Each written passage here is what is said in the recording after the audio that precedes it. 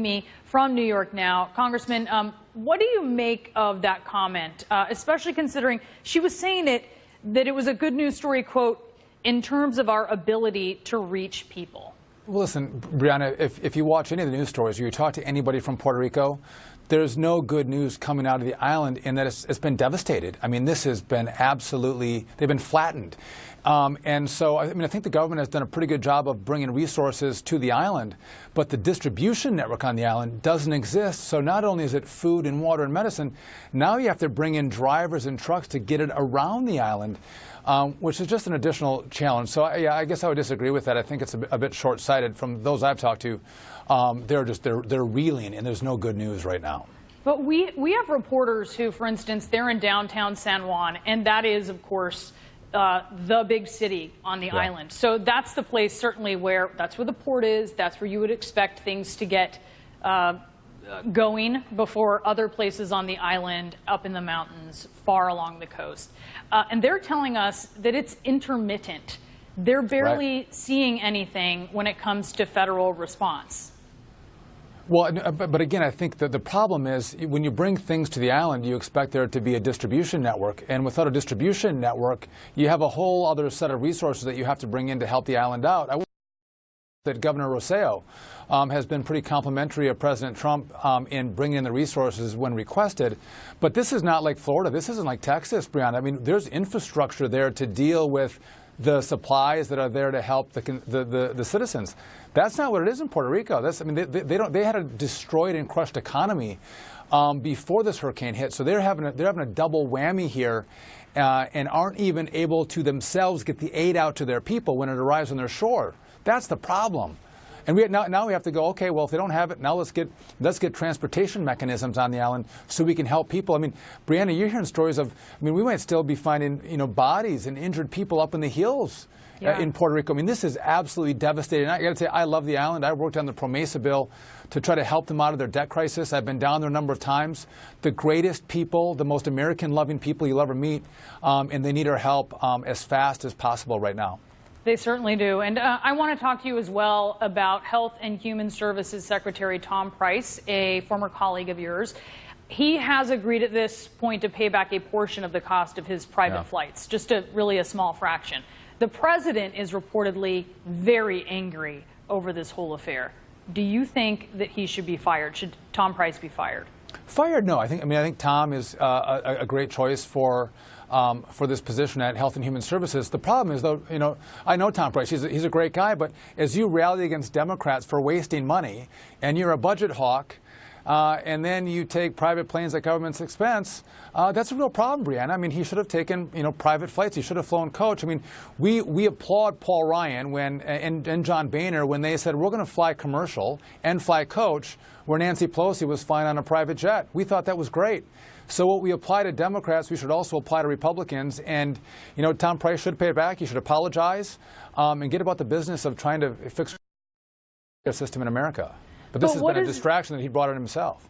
Well, but what does it say to you when, I think the reason it bothers so many people, right, is because it sort of reveals maybe a way of thinking or even not thinking about how you're spending taxpayers' money, especially when you're talking about being a fiscal conservative, and then you go to the tune of hundreds of thousands of dollars that could have been so much, you could have paid so much less flying commercial.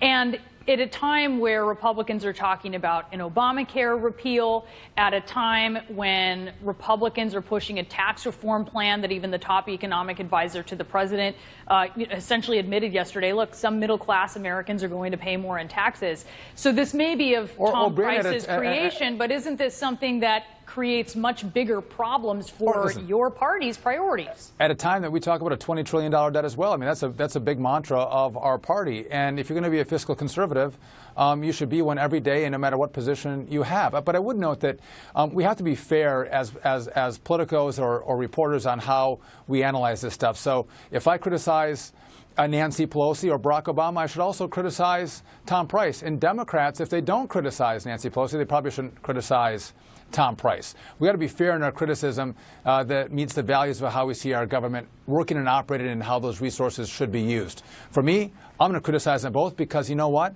Let's start saving some money. And you know what? We might go $200,000 as chump change, but when you start adding $200,000 here and $200,000 there, that's real money that adds up and they go to Puerto Rico. They can go to Texas or to Florida.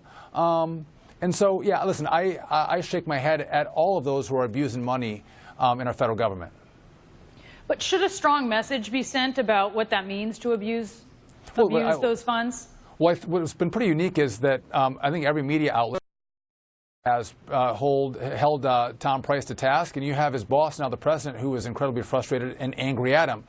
I think it's going to hit him in the pocketbook. He's going to pay that, or at least a portion of that money back. He's paying like $2 on a 10 spot. But I think if there's some travel overseas, that might be a different scenario than if you're traveling to Nashville, Tennessee, or to Philadelphia, where there's flights, every hour on the hour. Those are two different scenarios. You got to look at, where was the abuse and where wasn't it, and pay back the abuse. But again, I'm not going to call. I mean, does this rise to the call of having him fired? No. He made a mistake. I think he's called it a mistake. He's going to pay it back, and let's move on. But again, I'm a conservative. I'm a fiscal hawk, and so I'm going to call him out for it.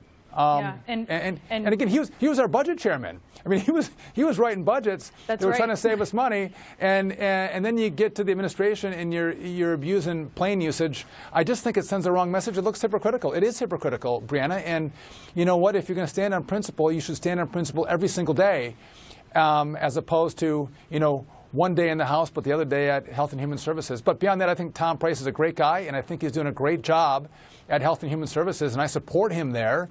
Just he's got this wrinkle he has to deal with.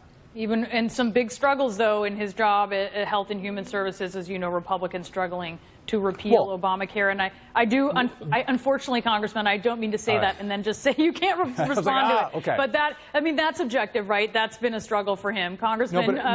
But we have a collapse in Obamacare. We have a collapse in Obamacare as well that falls in the hands of Democrats that he's going to have to fix somehow so poor people don't get left behind. All right, it is a tall order for him or whoever may succeed him as well. We'll see how that shakes out. Sean Duffy,